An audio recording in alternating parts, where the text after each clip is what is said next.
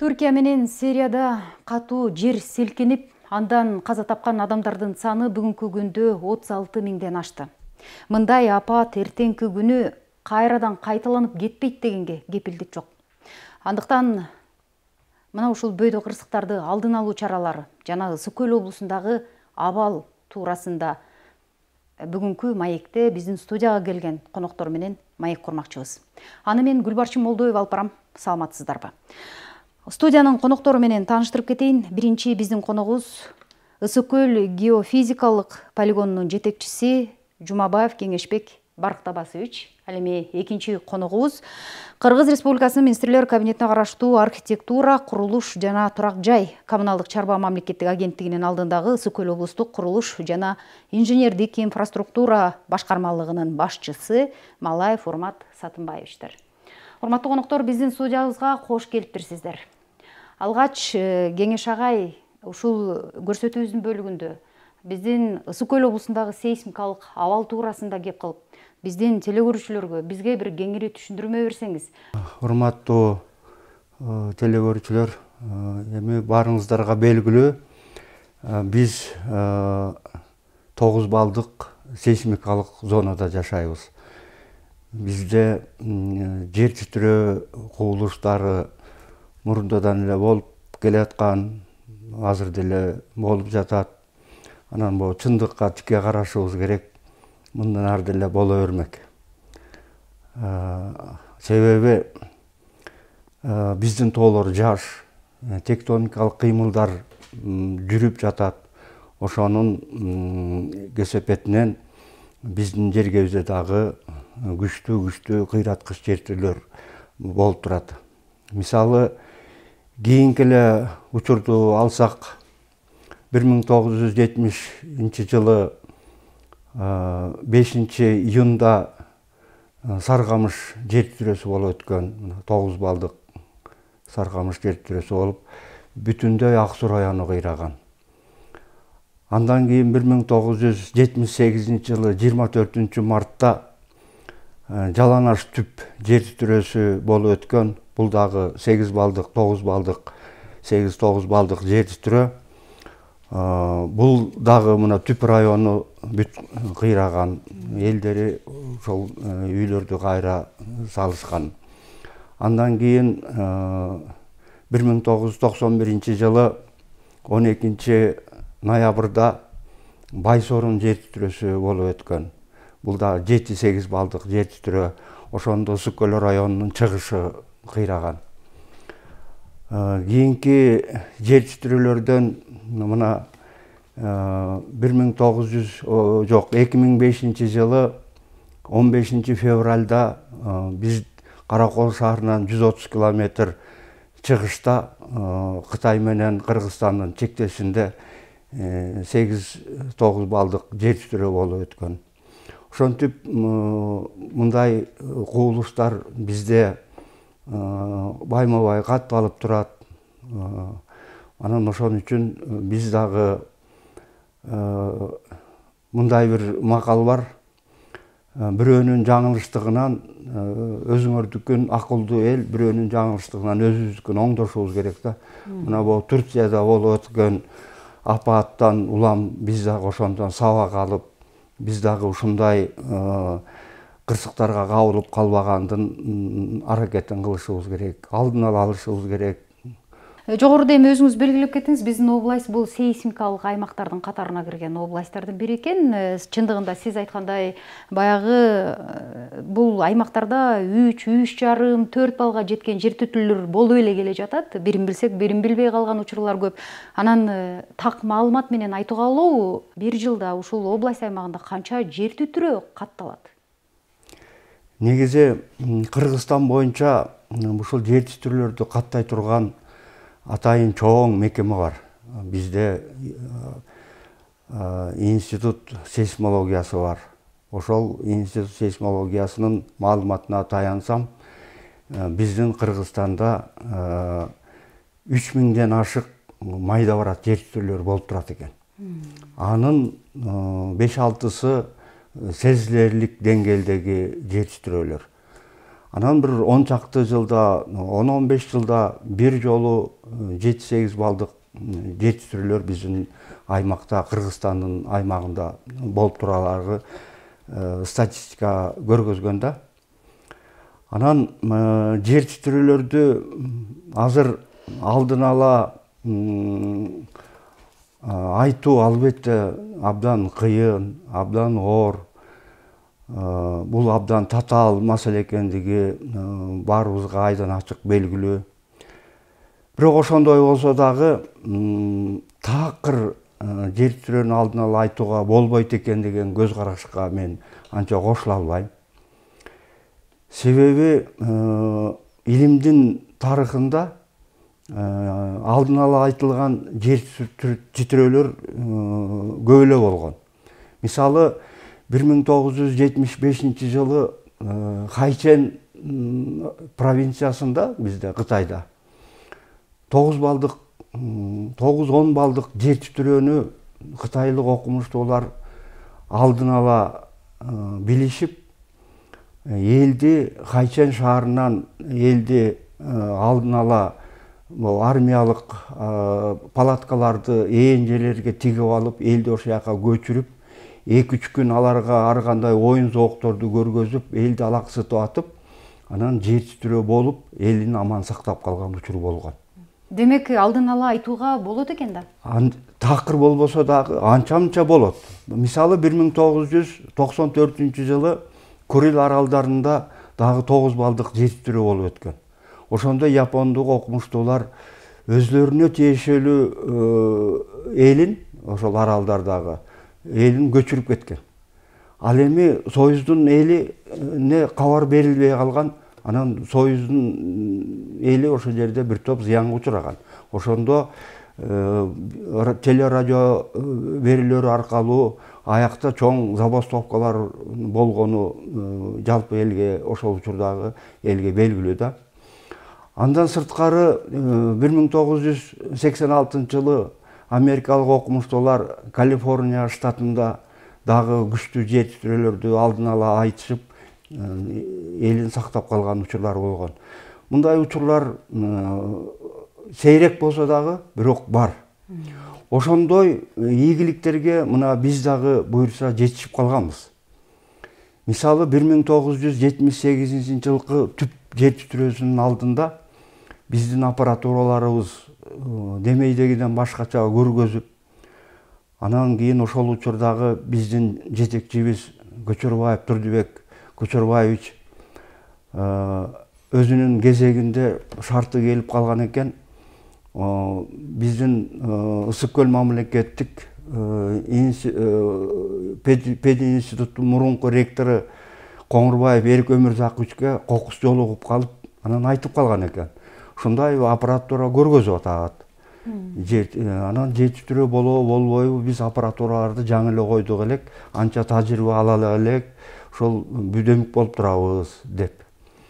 Анан кийин ал киши өзүнүн кезегинде ал учурдагы Ысык көл обком партиясынын биринчи секретары Дүйшөев Арсанбек Дүйшөевичке телефон чалып калат. Анан аңгыча эле түштөн кийин жоон топ эл биздин лабораториябызга келип калышты. Анан биз эчтеке түшүнбөй калдык, ушунча эл келип калды, анан аппаратыңар кана деп калды. Анан аппараттарды көргөздүк, чийген графиктерибизди көргөзүп калдык. Анан бир топко сүйлөшүп, анан тиги киши айтып калды, эгерде мындан дагы катуу күчтүү көрсөтүүлөр боло турган болсо, мага түз чалгыла деп өзүнүн телефонун калтырып кетти.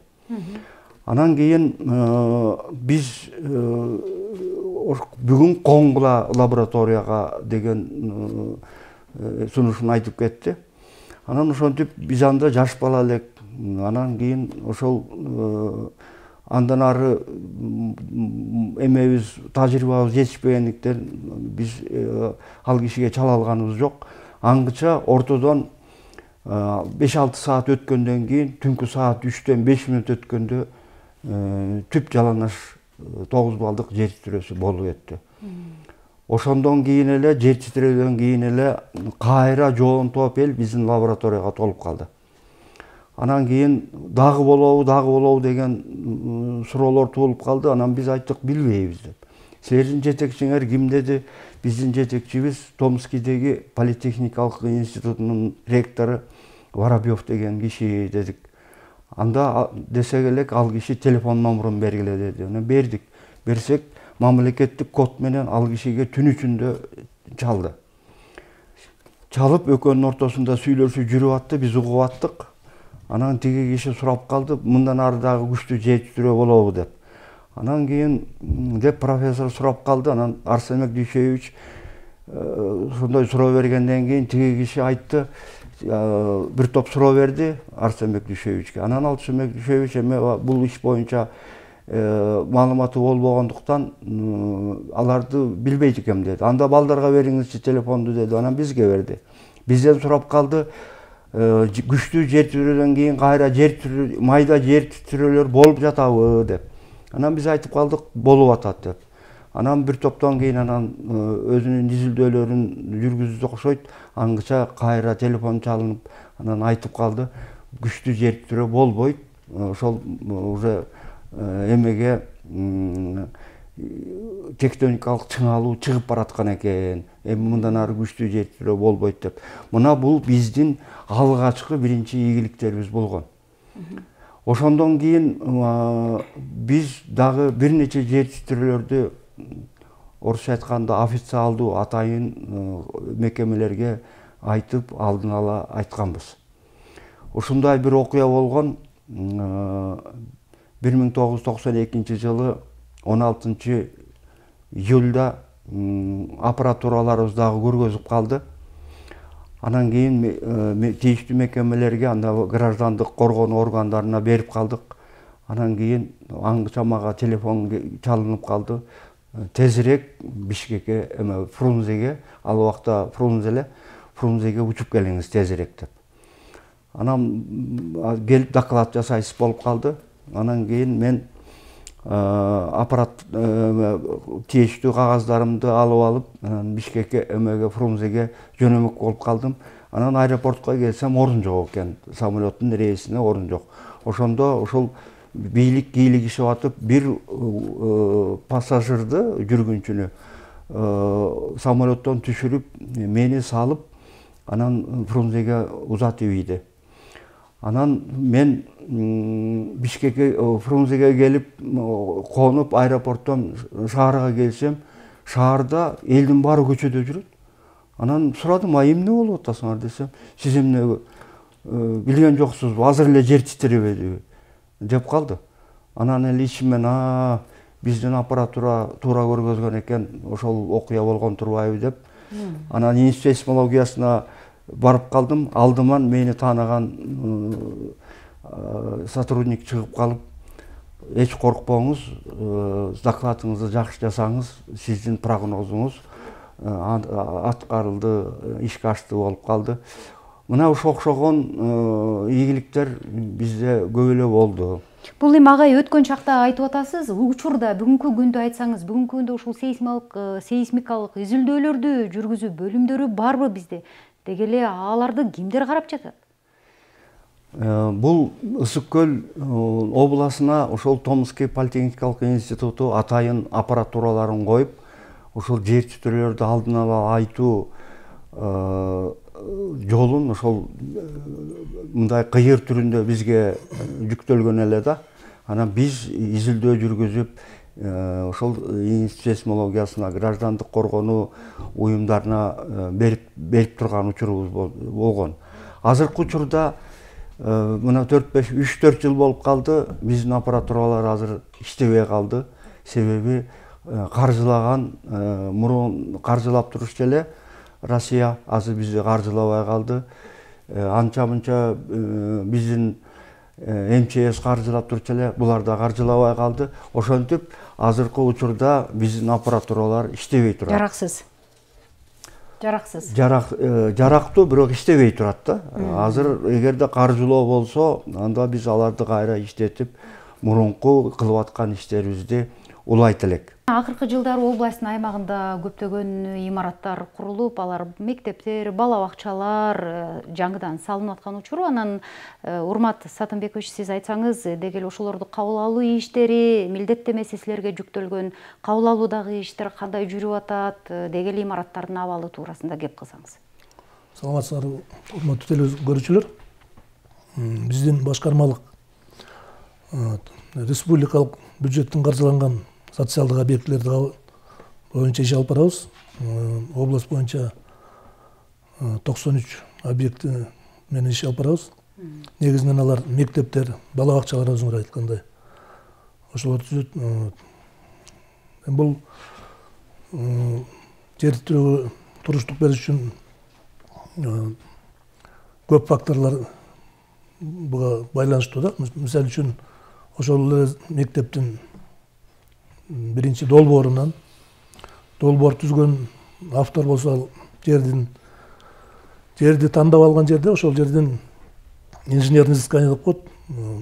Ошол аянтчадан шурфтарды казып, жердин алдындагы структурасын көрүп, анан ошол кандай түзүлүштө экенин туруштук бере алабы, бере албаса жасалма основанияларды жасаттырып, анан фундаменттерине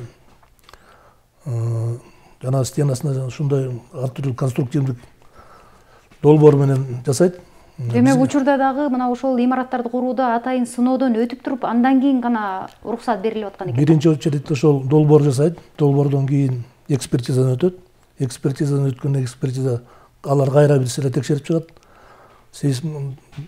Жана ошол долбоордун шайкештигин бардыгын текшерип туруп, анан бизге берет. Биз ошондон кийин тендер жарыялайбыз. Тендер жарыялап, анан ошол кайсыл подряддык уюм утуп алса, ошого биз беребиз. Ошолор менен иш алып барабыз. Анан мунун курулуштун сапатын көзөмөлдөө үчүн бизде атайын адистер бар, технадзорлор. Биз техникалык көзөмөлдөө биз жүргүзөбүз. Андан сырткары авторский надзор деп коет. Автор, проекттин автору өзү кошо кыдырып, аларда өзүнүн болгон кемчиликтерин таап, подрядчикке жазып берет. Биз дагы ошол күн сайын болгондо да биз алар менен чогуу иштешебиз. Аларда өзлөрүнүн журналдары болот. Журнал производство работы болот. Алар күн сайын жазып турат. Эмне иш кылса, канча көлөмдө кылса, анан сапатын ошол биздин адистер барып текшерип турат. Андан сырткары архстрой контроль деп коет. Алар да өзүнчө департамент биздин госстройнасында алар да келип текшеришет. Ошентип 3 жактан текшерүү жүргүзүлөт. Жумуштук кабылдарлардын астында ошол сапатын, көлөмүн ошол. Демек бүгүнкү күндө курулган имараттардын баары сапаттуу деп айтууга болот экен да? Сапаттуу деп айтууга болот. Деги эле ушул курулуш иштерин кабыл алууда баягы сейсмикалык ченемдерди бузган учурлар болгонбу? Же баардыгы эле ойдогудай жүрүп жатат? Баардыгы ойдогудай деп айтуудан алысмын, бирок андайлар болот, сөзсүз. Алар болот, убагында эгерде биздин адистер аны тапкан болсо, ошол жерди, допустим, фундамент эгерде туура эмес долбоордон сырткары же отклонение болсо, же болбосо башкача арматураны ошону эметсе, анда ошол жерди буздуруп, ордунан кайра оңдотуруп, акты түздүрүп, аны ошол подрядчы өзүнүн каражатынын эсебинен кайра калыбына келтирет. Андан сырткары азыр бизде лабораториялар бар.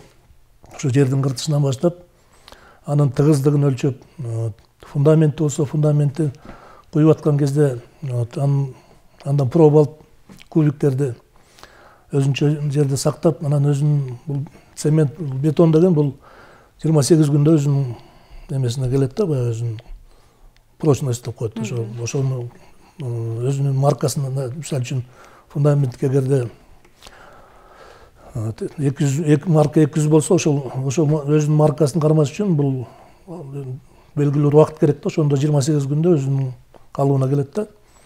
Андан кийин ошол аны дагы ошол лаборатория текшерет, ошол кубиктерди атайын пресстер бар, пресстер менен текшерет. Түрлүү эмелер ультразвук менен текшерсе болот. Жана молоток, кашкароо деген бар. Балка менен уже даяр болгондон кийин ошол андан сырткары кирпич, биз эми баягы маселен азыркы негизинен колдоно турган материалдар бизде бетон, кирпич, арматура. Негизги материалдар бул традицион ошол материалдар менен иштейбиз. Ошондо азыркы айтып аткан монолит системасы деп айтсак болот да, курулуш иштери. Монолит эмес, монолит деп фундамент мисалы үчүн айтсак болот. Калганда болсо каркасны деп коет. Мунун колонна ригелдери, рама, анан заполнениясы кирпич менен болот. Кирпич болсо биз дагы аны текшеребиз. Кирпичтин өзү заводдордон алганда сертификаты болушу керек. Анын өзүнүн маркасына жооп бере тургандай болушу керек. Бетондо болсо бетонду биздин Караколдо мисалы үчүн бир завод бар, Балыкчыда бар, Чолпон Атада бар. Ошолордун өзлөрүнүн товарный бетон чыгарышат. Аны биздин подрядчылар алат дагы, анан өзлөрүнүн ушу фундаментке жанагы колонна ригелдерди куйганга ошого колдонушат. Алардын өзлөрүнүн заводдун өзүнүн сертификаты болот. Өзлөрүнүн лабораториясы бар, Госстройдун өзүнчө текшерип, алардын өзүнчө эмеси. Анан сырткары плита перекрытия, мисалы үчүн биз Караколдон, Бишкектен, Балыкчыдан алабыз. Анын дагы ошол заводдордун өзлөрүнүн дагы көзөмөлдөй турган органдары бар. Алар дагы ошол алардын жанагы маркасы туура келеби, туура эмес келеби, анын баарын текшерип турушат. Бизге сертификаты менен, паспорту менен беришет. Биздин подрядчиктер ошону кабыл алышат. Ошонун негизинде жумуштар азырынча ошондой менен алып барабыз. Ошондо ушул курулуш системалары очок балы канчага жеткен жер титирөөгө туруктуу? Биздики негизинен 9 балга деп эсептелинет. 9 балга. 9 балга туруктуу болушу керек. Эми айта кетчү нерсе дагы, мисалы үчүн Союз убагында фундамент эгерде биз 100 марка менен куйсак, азыркы проектировщиктер запас менен да, мисалы үчүн 200, 300 кээ проектировщиктер 350 деген марканы коюшат. Эми булар баягы алдын ала страховка кылат да. Допустим, арматура эгерде 12-нчи арматура колдонула турган болсо, азыр дегенде запас менен 14-нчи, 16-нчы, допустим, ошондой да. Жеке секторлорго кайрылсак, баягы 2-3 кабаттуу үйлөрдү салып жатышат. Анда жарандар баягы ушул бөйдө кырсыктын алдын алуу максатында атайын сейсмопояс деген нерсени куюп жатышпайбы? Мына ошол иш тартиби боюнча айтып кетсеңиздер, деги эле ошол сейсмопояс дагы ушундай зилзалаларга өзүнүн туруктуулугун көргөзө алабы? Бул жүргүзүлүп жаткан иштер деги эле туурабы? Курулушчу катары айтып кетсеңиз. Сейсмопоястын өзүнүн милдети бар. Сейсмопоясту деген биздики эгерде так эрежеси менен жасалса, анда сөзсүз ал жардамын берет. Биздикилер кандай кылат? Кирпичти койгондон эле сейсмопоясту үстүнө куюп иштейт. Пояс менен кирпичтин байланышы эч качан болбой калат. Негизи проектировщиктер негизи норма боюнча ал кирпич менен пояс экөө чогуу иштеши керек да, бир организм болуп. Ошон үчүн 50 сантиметрден шагын анкерлер коет. Көп жерлерде, мисалы үчүн, андайды айрыкча частный секторлор эч качан аны коюшпайт. Ошон үчүн акыркы 3 иратта, мисалы үчүн 60 сантиметр кирпич менен, анан калган 20 сантиметр пояска кирип туруш керек, ал анкерлер шахматный порядкада коюлат. Ошондой эле экинчи этажга кеткен, экинчи кабатка кеткен анкерлер дагы чыгарылышы керек. Ошону эч качан коюшпайт дагы. Сейсмопояс куйдук, болду мен туруктуу деп эсептейт да өзүндө. Демек ага кепилдик жок экен да. Кепилдик жок. Себеби дегенде ал кирпич өзүнчө, эгерде анда Кудай аны бербесин, эгерде жер титирегенде кирпич өзүнчө кетет дагы, пояс өзүнчө кетет. Байланыш экөөнүн ортосунда байланыш болбой калат. Ошон үчүн ал сөзсүз коюлуучу бул шарт. Ошону көбүнчөсү ошону колдонулбайт азыр. Биз болсо биз көзөмөлдөбүз. Биз мисалы үчүн мектептерде бизди көбүнчөсү мектеп айтпаган мектеп жана бала бакчалар болгон үчүн биз жоопкерчилик бизде. Ошон үчүн биз аны ошол жагын көп карайбыз. Андан сырткары көп узелдер болот. Ошолорго да көп көңүл бурабыз. Тилекке каршы бул частный секторлор ушундай жагынан көп жаңылышып, үйдүн бүткөнүнө сүйүнүп эле, анын сапатына, туруктуулугуна көңүл бурушпайт да биздин жарандар. Биздин областтын аймагында эң бийиги 5 кабатка жеткен гана үйлөр көпчүлүгү. Деги эле андан жогору курууга болобу? Же биз ушул 5 кабат менен гана чектелишибиз керекпи? Эгерде дагы бийиктете турган болсок, канча кабаттуу жете турган үйдү кура алабыз? бизге норма боюнча 5 кабаттан алыс өйдө куруп барышыбыз керек. Ал мурда илгертен калган нормалар, ошону сакташыбыз керек. Ошондо дагы жанагы шарттардын баардыгы аткарылган убакта ошондой кепилдик болот.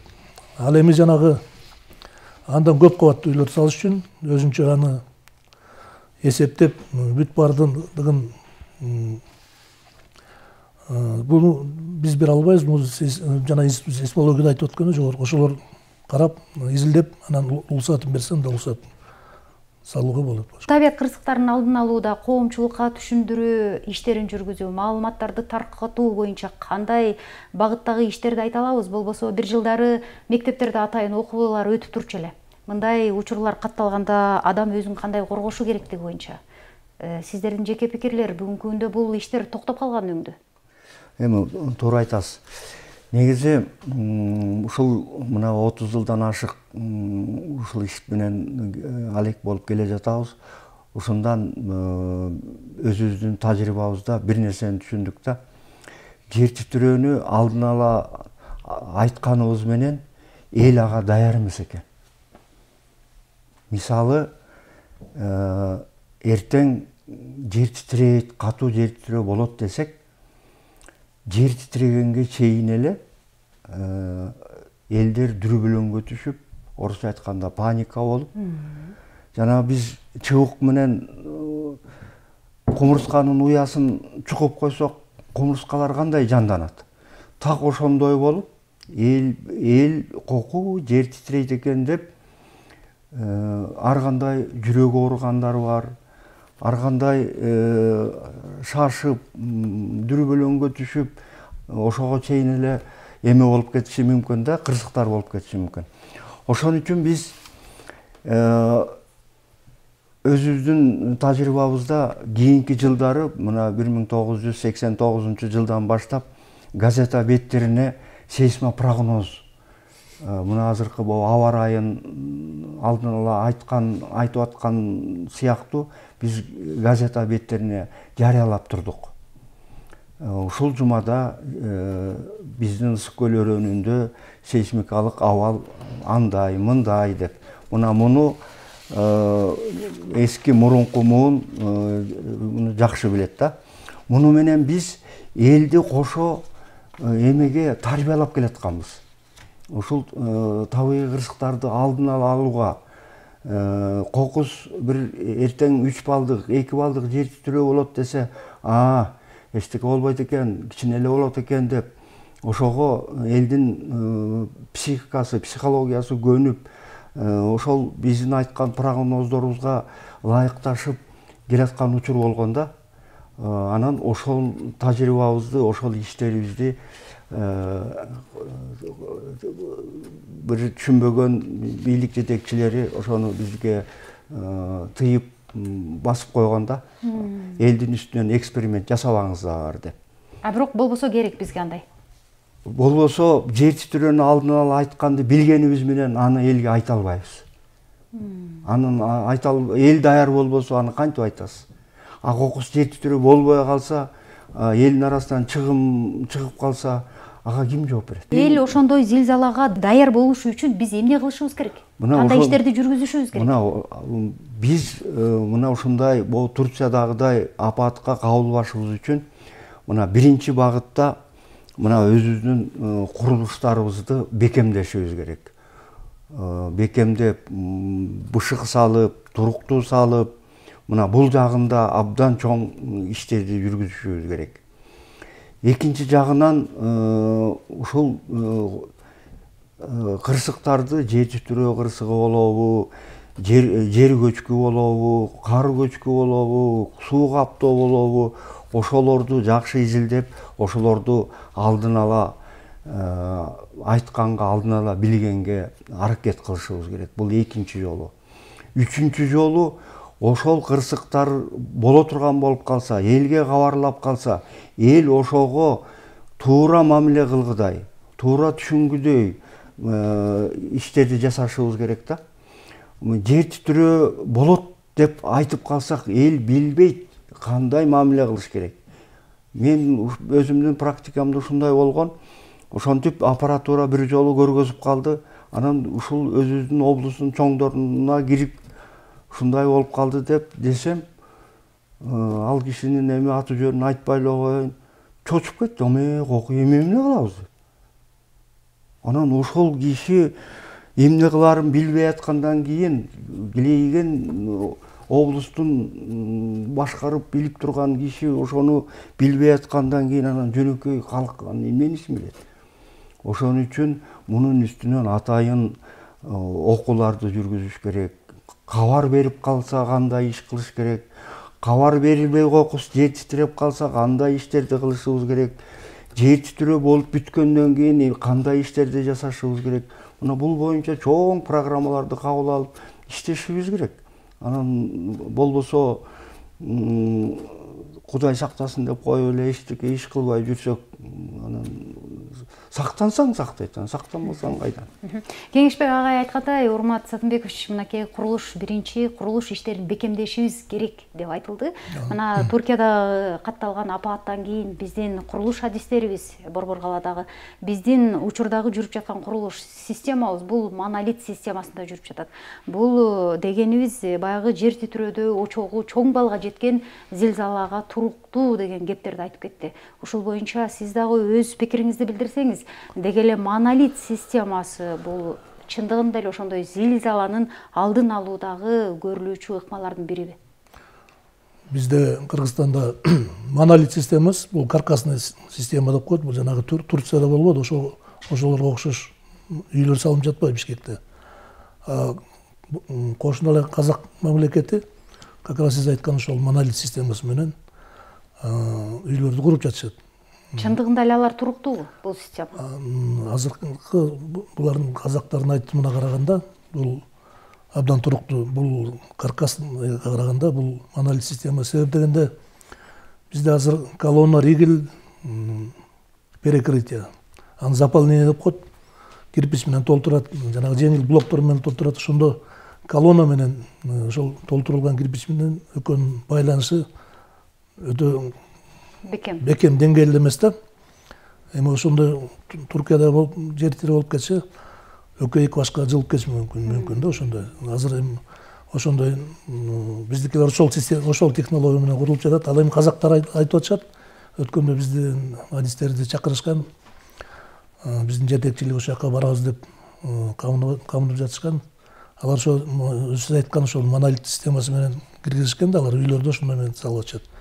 Алар айтып атышат, ушул биздин райондорго, ошо Орто Азияга ошол жакшыраак да эмеге караганда.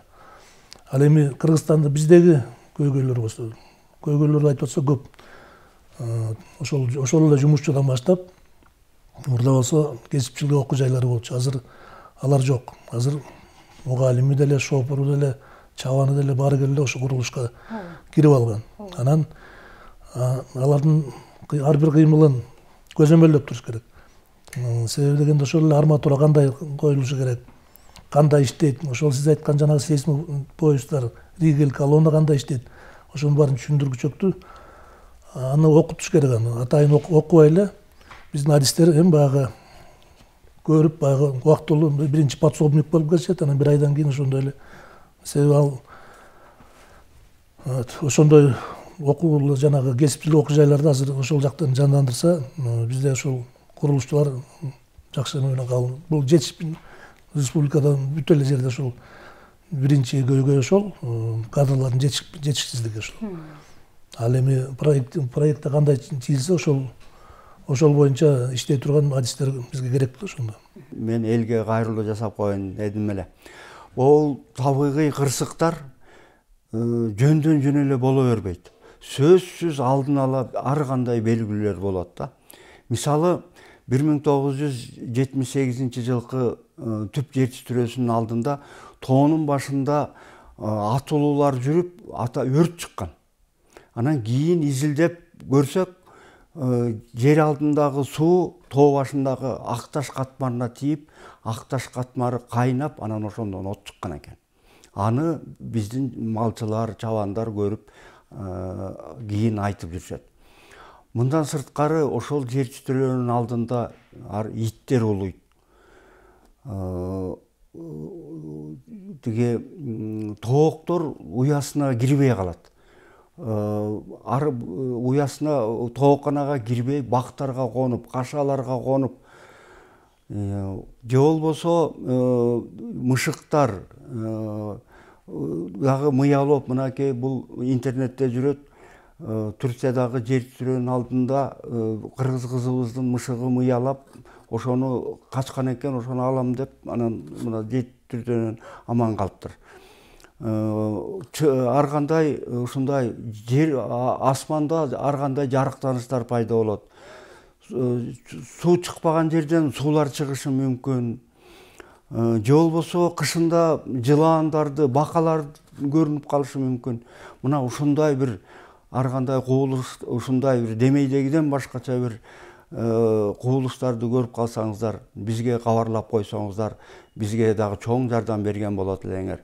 Бизге кантип кабарлайсыңар? Менин телефонум 0509 125 135.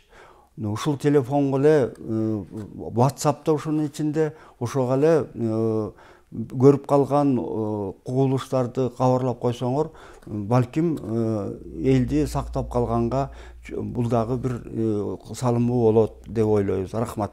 Бизге берилген убакытта соңуна келип калды. Биздин студияга келип, кыскача маалымат берип, маек куруп бергендиңиздер үчүн сиздерге чоң ыраазычылык. Жерибизде тынчтык болсун, бөйдө кырсыктан алыс бололу, аманчылыкта көрүшөлү.